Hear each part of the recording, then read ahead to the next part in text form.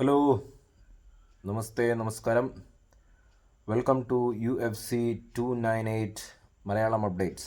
അത് ഈ സീരീസിലെ രണ്ടാമത്തെ വീഡിയോ ആണ്, UFC 298. അപ്പോൾ ഇതിൻ്റെ മെയിൻ ഇവൻ്റ് ആയിട്ടുള്ള വോൾക്കനോസ്കി ആൻഡ് ടൊപ്പൂറിയ ഫൈറ്റിനെ കുറിച്ചായിരിക്കും കൂടുതൽ സംസാരിക്കുന്നത്. അപ്പോൾ അതിന് മുമ്പായിട്ട് നമ്മൾക്ക് ഇൻസ്റ്റാഗ്രാമിലും കണ്ടുമുട്ടാം. അപ്പോൾ ഏകദേശം ഒരാഴ്ച മുമ്പ് ഞാൻ എൻ്റെ ഒരു ടൂർണമെൻറ്റിൽ പങ്കെടുത്തിട്ടുണ്ടായിരുന്നു. ഗ്രാപ്ലിംഗ് ടൂർണമെൻ്റ് ആയിരുന്നു.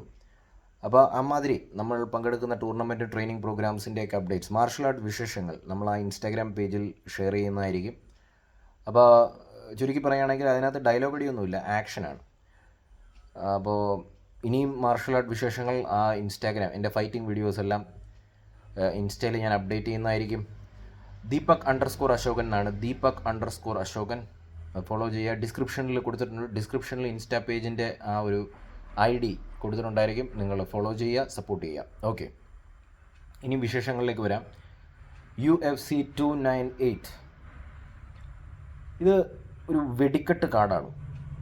ഉഗ്രനാണ്, അത്യുഗ്രനാണ്. ചിലപ്പോഴൊക്കെ എനിക്ക് തോന്നും UFC 300 ആണോ എന്ന് തോന്നിപ്പോകും. കാരണം അത്രയ്ക്ക് വെടിക്കെട്ട് ഫൈറ്റ്സാണ്. Main event വോൾക്കനോസ്കി ടൊപ്പൂറിയ.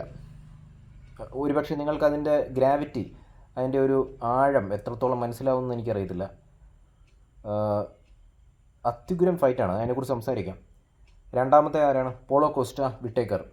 അത് വേറൊരു വീഡിയോ തന്നെ വേണം, കാരണം രണ്ടുപേരും ഗംഭീര ഫൈറ്റേഴ്സാണ്. ഞാൻ ജസ്റ്റ് ഒന്ന് പറഞ്ഞിട്ട് ഞാൻ മെയിൻ ഇവൻറ്റിലേക്ക് വരാം. കാരണം വിട്ടേക്കർ പഴയ ചാമ്പ്യനാണ്, പോളോ കോസ്റ്റ ഒരു ഉഗ്രൻ ഫൈറ്ററാണ്. കോസ്റ്റയുടെ ലെവൽ നമുക്ക് മനസ്സിലാക്കണമെങ്കിൽ കോസ്റ്റ വേഴ്സസ് യോയൽ റൊമേറോ ഒന്ന് കണ്ടു നോക്കുക. റൊമേറോയുടെ കൂടെ ഒരു ഫൈറ്റുണ്ട്, അത്യുഗ്രൻ ഫൈറ്റാണ്. പിന്നെ കോസ്റ്റേൻ്റെ ബോഡിയൊക്കെ നല്ല ഉരുക്കാണ്, അപ്പോൾ അത് സൂപ്പർ ഫൈറ്റാണ്.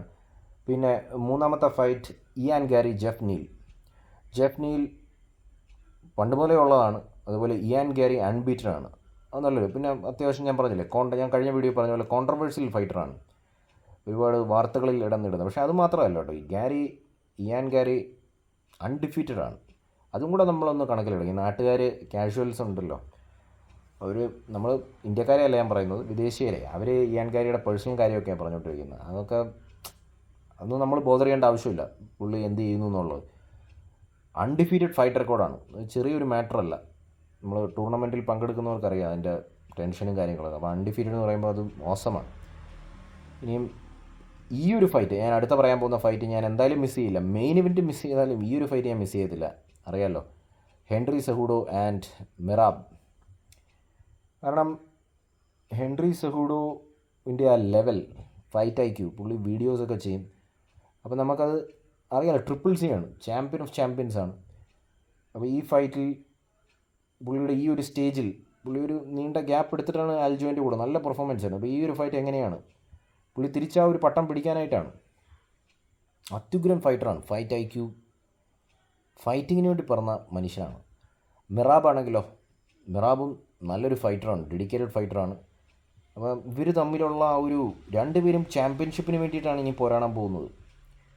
മെറാബിൻ്റെ മെറാബ് ഇതിനു മുമ്പ് തന്നെ ചാമ്പ്യൻഷിപ്പിന് വേണ്ടി കളിച്ചേനെ. പക്ഷേ മെറാബിൻ്റെ ഫ്രണ്ടാണ് ആൽജോ ചാമ്പ്യൻ ആയതുകൊണ്ട് മെറാബ് ഫൈറ്റ് ചെയ്യാൻ ഇതുവരെ. ഇപ്പോൾ ആൽജോ പോയല്ലോ, ഷുഗറാണ്, ഒമേലിയാണ് ഇപ്പോൾ ഉള്ളത്. അതുകൊണ്ടാണ് മെറാബ് ഇനി തിരിച്ചു വരുന്നത് ഈ ഫൈറ്റിന് വേണ്ടി. അപ്പോൾ അത് രണ്ടുപേരും കട്ടയ്ക്ക് മത്സരിക്കും. ഇതിനകത്ത് ആര് ജയിക്കുന്നോ എനിക്ക് തോന്നുന്നു ഷുഗറിൻ്റെ കൂടെ ഫൈറ്റ് ഉണ്ടായിരിക്കും. ഷുഗറിൻ്റെ ഫൈറ്റ് വരുന്നുണ്ട് അടുത്തത്. ഷുഗറിന് ഞാൻ ഉദ്ദേശിക്കുന്ന ഷോൺ ഒമേലി ഫൈറ്റ് ഉണ്ട്. അടുത്ത് തന്നെ ചിത്തോ വേറ, അത് ഉഗ്രം ഫൈറ്റാണ്. അത് UFC 299 ആണ്. അതിനകത്തും ഫൈറ്റ് കാർഡ് സൂപ്പറാണ്. UFC 300 ഇത്രയും ഒരു രസമില്ല എന്നാണ് ഞാൻ മനസ്സിലാക്കുന്നത്. അത് നമുക്ക് പിന്നീട് പറയാം.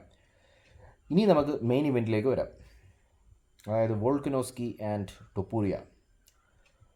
വോൾക്കനോസ്കി അറിയാമല്ലോ, വോൾക്കനോസ്കി ഒരു നല്ല സ്ട്രൈക്കറാണ്. അദ്ദേഹത്തിൻ്റെ ഇസ്ലാം ഫൈറ്റിന് വേണ്ടി അദ്ദേഹം ഗ്രൗണ്ട് ഗെയിം, ഗ്രാപ്ലിംഗ്, ജുജിത്സു ഒക്കെ അടിപൊളിയാക്കി. അപ്പോൾ അങ്ങനെ ഒരു ഓൾറൗണ്ട് ഫൈറ്ററാണ്. ഫൈറ്റ് IQ ഭീകരമാണ്. ഫൈറ്റ് IQ എന്ന് പറഞ്ഞു കഴിഞ്ഞാൽ ഫൈറ്റ് സമയത്തുള്ള ബുദ്ധി പറയാൻ കാരണം, ഇപ്പം നിങ്ങൾക്ക് ഫൈറ്റ് IQ എന്താണെന്ന് അറിയില്ല എന്നുണ്ടെങ്കിൽ, അതായത് നമ്മൾ ഈ ഫൈറ്റിന് മുമ്പും ഫൈറ്റിന് സമയത്തൊക്കെ എനിക്ക് എക്സ്പീരിയൻസ് ഉള്ളതാണ്, നമ്മൾ ഭയങ്കര ടെൻഷനിലായിരിക്കും. അപ്പോൾ ആ സമയത്ത് വളരെ കൂളായിട്ടിരുന്ന് ബുദ്ധിയോടെ കളിക്കുന്നവനാണ് യഥാർത്ഥ ചാമ്പ്യൻ. അപ്പോൾ ആ കേസിൽ വോൾക്കനോസ്കി എതിരാളിയുടെ പാറ്റേണൊക്കെ മനസ്സിലാക്കി പെട്ടെന്ന് അഡ്ജസ്റ്റ്മെൻറ്റ് വരുത്തി കളി തീർക്കുന്ന മനുഷ്യനാണ് വോൾക്കനോസ്കി. ഇത് തന്നെ ടൊപ്പൂരി എടുത്തു കഴിഞ്ഞാൽ എനിക്ക് തോന്നുന്നു ടൊപ്പൂരി അൺബീറ്റഡ് ആണ് അല്ലേ? അൺബീറ്റഡ് റെക്കോർഡല്ലേ? അൺബീറ്റഡ് ആണ്, അൺഡിഫീറ്റഡ് ആണ്. പിന്നെ നല്ല ബോക്സിംഗ് സ്കിൽസ് ടൊപ്പൂരിയ. ബ്രസീലിയൻ ജുജിത്സു, അദ്ദേഹത്തിൻ്റെ റെക്കോർഡ് എടുത്ത് നോക്കൂ, വിക്കിപീഡിയ നോക്കിയാൽ മതി നിങ്ങൾ.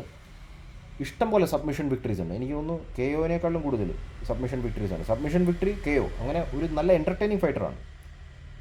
നോക്കുമ്പോൾ ഇതൊരു ഉഗ്രൻ ഫൈറ്ററാണ്. അപ്പം വോൾക്കനോസ്കി രണ്ടും കൽപ്പിച്ചാണ്. വോൾക്കനോസ്കി എന്ന് പറഞ്ഞാൽ കഴിഞ്ഞ ഫൈറ്റ് ഷോർട്ട് നോട്ടീസിൽ എടുത്തുകൊണ്ട് ഇസ്ലാമിൻ്റെ കൂടെ പരാജയപ്പെട്ടിരുന്നു. പുള്ളിക്ക് ഇത് ജയിച്ചേ പറ്റത്തുള്ളൂ. അത് വേറെ ഒരു വെയിറ്റ് കാറ്റഗറിയിലാണെന്ന് പറയാൻ തോന്നുന്നു അല്ലേ? വേറെ വെയിറ്റ് കാറ്റഗറിയിലായിരുന്നില്ല. അതെ, ഇത് സ്വന്തം വെയിറ്റ് കാറ്റഗറിയാണ്, ഫെദർ വെയിറ്റിലാണ്. ടൊപ്പൂരിനെ സംബന്ധിച്ച് അൺഡിഫീറ്റഡ് ആണ്. ഇപ്പോൾ പുള്ളി അത് നിലനിർത്താൻ നോക്കും. പുള്ളിയുടെ കരിയറിലെ ഏറ്റവും ടഫസ്റ്റ് ചലഞ്ച് ആയിരിക്കും. വേറെ ഒരു ലാസ്റ്റ് വിശേഷം എന്ന് പറഞ്ഞാൽ ടൊപ്പൂരിയ ചെറുപ്പക്കാരനാണ്.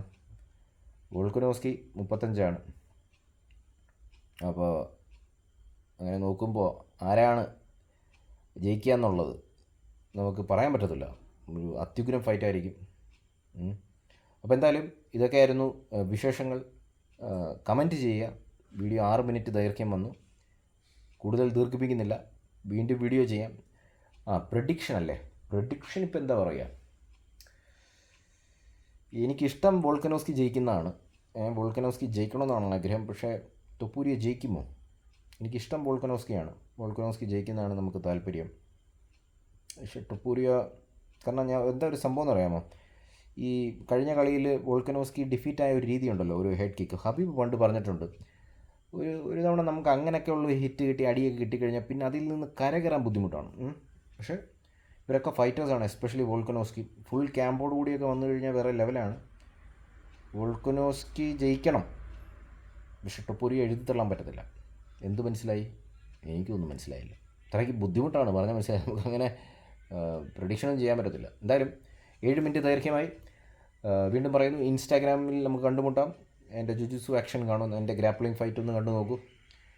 വീണ്ടും നമുക്ക് അതിനകത്ത് അപ്ഡേറ്റ് ചെയ്യുന്നതായിരിക്കും എൻ്റെ മാർഷൽ ആർട്ട് വിശേഷങ്ങൾ. അതിനകത്ത് നോ സംസാരം, only action. Okay, bye guys. Deepak _Ashokan. Bye guys, take care.